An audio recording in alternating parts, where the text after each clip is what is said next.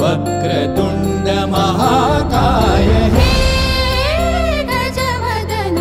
वक्रतुंड महाकाय दशावतारी आम्ही धरितो तुमचेच पाय दशावतारी आम्ही धरितो तुमचेच पाय सुखकर्ता दुःखहर्ता वार्ता विघ्नाची पूर्वी प्रेम कृपा जयाची सर्वांगी सुंदर